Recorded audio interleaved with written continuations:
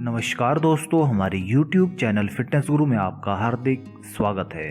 आज फिर हम आपके लिए एक बेहतरीन जानकारी लेके आए हैं जिसमें हम आपको बताएंगे कि किस प्रकार से प्लीहा बढ़ता है, यानी कि किस प्रकार से हमारा स्प्लीन इनलार्जमेंट हो जाता है।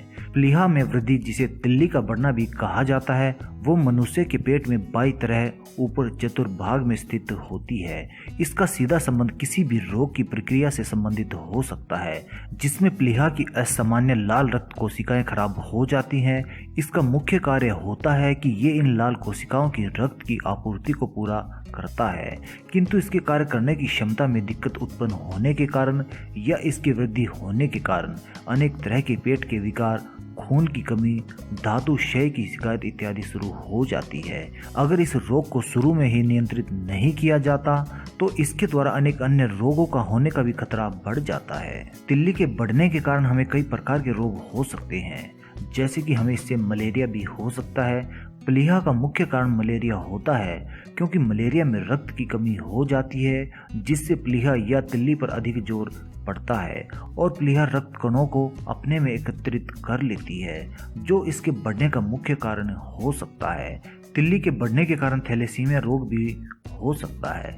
ये एक ऐसा रक्त विकार होता है जो कि बच्चों में उसके माता पिता से आता है, जिस कारण से उनके रक्त निर्माण में समस्याएं उत्पन्न होने लगती है। इसके कारण हीमोग्लोबिन के निर्माण में भी समस्या उत्पन्न हो सकती है। जिन व्यक्तियों के रक्त में हीमोग्लोबिन का निर्माण नहीं हो पाता या निर्माण की समस्या होती है, उन्हें भी प्लीहा रोग हो सकता है।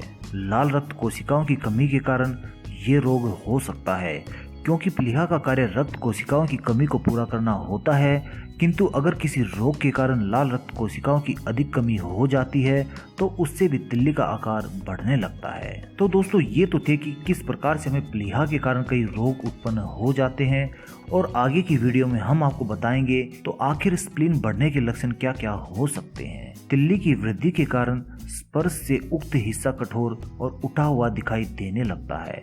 इसके कारण आपको पीड़ा तो नहीं होगी, किंतु यदि आप इसका समय रहते उपचार नहीं कराएंगे तो इससे अमाशय पर बुरा प्रभाव होने लगेगा, यानी कि इसके कारण अमाशय पर बुरा प्रभाव पड़ सकता है। तो इसीलिए आपको समय रहते ही अपने प्लीहा का इलाज करा लेना चाहिए। इस समस्या के कारण आपको पेट के भी कई प्रकार के विकार उत्पन्न हो सकते हैं, जैसे कि कब्ज, वायु रोग, रक्ताल्पता, धातु क्षय और पेट के बाएं हिस्से में दर्द इत्यादि शुरू हो सकता है। और इस प्रकार से आपको कई प्रकार के रोग घेर लेते हैं, जिससे आपको अनेक परेशानियों का सामना करना पड़ता है। स्प्लीन इनलार्जमेंट के कारण आपको अन्य रोगों का भी सामना करना पड़ता है, जैसे कि पीड़ित व्यक्ति को खांसी, मूत्रावरोध, सांस फूलना, वमन और बुखार इत्यादि होने लगता है। साथ ही उसका किसी भी कार्य में मन नहीं लगता है और वो हमेशा यही चाहता है कि वो बिस्तर पर ही पड़ा रहे। यदि इस रोग का सही वक्त पर उपचार नहीं होता है तो इसके कारण जलोदर रोग होने की भी संभावना बढ़ जाती है। तो दोस्तों, ये तो थे कुछ कारण और लक्षण जिनके द्वारा आप पहचान सकते हैं कि आपको स्प्लीन इनलार्जमेंट हो चुका है। तो दोस्तों, आगे की वीडियो में हम आपको बताना चाहेंगे कि किस प्रकार से आप अपने स्प्लीन इनलार्जमेंट की समस्या से निजात प्राप्त कर सकते हैं और घर पर ही कुछ सरल से घरेलू उपचार कर सकते हैं, जिसके द्वारा आप इन समस्याओं से बहुत ही आसानी से निजात प्राप्त कर लेंगे। स्प्लीन इनलार्जमेंट के सबसे पहले और बेहतरीन उपाय में हम आपको बताना चाहेंगे कि किस प्रकार से आप अजवाइन का सेवन करके इससे निजात प्राप्त कर सकते हैं। अजवाइन के चूर्ण के साथ यदि आप आधा ग्राम सेंधा नमक, यानी कि स्वाद के अनुसार सेंधा नमक मिलाकर उसका चूर्ण तैयार कर लें और अपने भोजन के पश्चात गर्म पानी से कुछ दिनों तक इसका सेवन करेंगे तो आप तिल्ली के विकार से बहुत ही आसानी से निजात प्राप्त कर सकेंगे। तिल्ली के विकार को ठीक करने के लिए आप बड़ी हरड़ का भी इस्तेमाल कर सकते हैं। इस उपाय के दौरान आपको गुड़ लेना है और बड़ी हरड़ के छिलके को कूट पीस कर उसकी गोलियां तैयार कर लेनी है, यानी कि आप इन दोनों सामग्रियों को अच्छी तरह से मिश्रित कर लीजिए और उनको कूट पीस कर एक छोटी छोटी गोलियों का रूप दे दीजिए। इसके पश्चात इन गोलियों का आप सुबह अथवा शाम के समय हल्के गर्म पानी, यानी कि गुनगुने पानी के साथ 1 महीने तक लगातार इसका सेवन कीजिए। इससे आपकी बढ़ी हुई तिल्ली बहुत ही आसानी से ठीक हो जाती है। तिल्ली के रोग को ठीक करने के अगले बेहतरीन उपाय में हम आपको बताना चाहेंगे कि किस प्रकार से आप गिलोय के रस से इसका उपचार कर सकते हैं। इस उपाय के दौरान आपको 3 चीजों की आवश्यकता पड़ेगी, वो है गिलोय, शहद और पीपल का पाउडर। इस उपाय में सबसे पहले आपको 3 ग्राम पीपल लेकर उसका पाउडर तैयार कर लेना है और उसके अंदर 2 चम्मच गिलोय के रस को मिला दीजिए। इसके ऊपर से आप 2 चम्मच शहद भी उसके अंदर डाल दीजिए और इस मिश्रण का आपको रोजाना प्रतिदिन सेवन करना है। इस प्रकार से आप गिलोय पीपल का सेवन करते हैं तो आप अपने तिल्ली के विकारों से बहुत ही आसानी से निजात प्राप्त कर सकते हैं। तिल्ली के रोग से निजात प्राप्त करने के लिए आप हरड़, सेंधा नमक और पीपल का भी सहारा ले सकते हैं। इस उपाय के दौरान आपको बड़ी हरड़, सेंधा नमक और पीपल का चूर्ण अच्छी तरह से मिश्रित कर लेना है और इस मिश्रित चूर्ण को आपको पुराने गुड़ के साथ सेवन करना है। यदि आप इस चूर्ण का पुराने गुड़ के साथ सेवन करते हैं तो आप तिल्ली के रोग में बहुत जल्द आराम प्राप्त कर सकेंगे। जिन लोगों को तिल्ली का विकार हो जाता है उन्हें नियमित रूप से पपीते का सेवन अवश्य ही करना चाहिए, क्योंकि इस रोग में पपीते का सेवन बहुत ही गजब का लाभदायक सिद्ध हो सकता है। तिल्ली के रोग को ठीक करने के लिए आप करेले के जूस का भी सेवन कर सकते हैं। इस उपाय के दौरान आपको रोजाना 25 ग्राम करेले के रस को पीना है।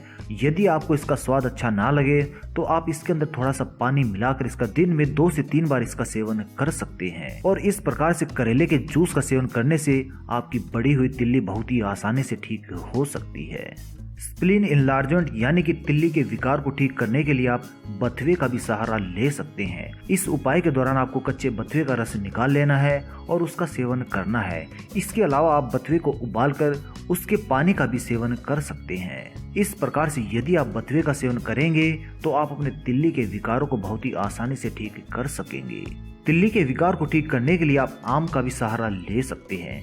आम का रस भी तिल्ली की सूजन और उसके घाव को ठीक करता है। इस उपाय के दौरान आपको 70 ग्राम आम के रस में 15 ग्राम शहद मिलाकर प्रातः काल सेवन करना चाहिए। इससे करीब 2 से 3 सप्ताह के अंदर आप तिल्ली के रोग को ठीक कर सकते हैं। निरंतर इसका प्रयोग करते समय आपको खटाई के सेवन से बचना चाहिए। इस रोग से निजात प्राप्त करने के लिए आप त्रिफला चूर्ण का भी सहारा ले सकते हैं। इस उपाय के दौरान आपको एक काढ़ा तैयार करना होता है। इसको अपनाने के लिए आपको कुछ जरूरी सामग्रियों की आवश्यकता पड़ती है, जैसे कि आप सौंठ, दारू हल्दी, गियोल, सहीजन की छाल, पीपल, त्रिफला चूर्ण, काली मिर्च और पुनः नरवा। इन सभी सामग्रियों के मिश्रण से आपको एक काढ़ा तैयार कर लेना है और इसका नित्य प्रतिदिन आपको सेवन करना है। शीघ्र ही आपको प्लीहा रोग से मुक्ति प्राप्त हो सकती है। इस काढ़े को तैयार करने के लिए आपको इन सभी सामग्रियों को बराबर मात्रा में लेना है और उन्हें अच्छी तरह से पानी में उबाल लेना है और जब आपका पानी आधी मात्रा में रह जाए तो ये आपका काढ़ा बनकर तैयार हो चुका है और इस काढ़े का आपको सेवन करना है। प्लीहा की वृद्धि को रोकने के लिए आप पुराने गुड़ का भी सेवन कर सकते हैं। यह माना जाता है कि नए गुड़ से अधिक लाभदायी पुराना गुड़ होता है। अगर आपके पास पुराना गुड़ ना भी हो तो आप नए गुड़ को भी धूप में रखकर प्रयोग में ला सकते हो। इसको प्लीहा के रोग में इस्तेमाल करने के लिए आप कुछ बड़ी हरड़ में सेंधा नमक मिलाएं और उसमें पीपल का चूर्ण डाल लें।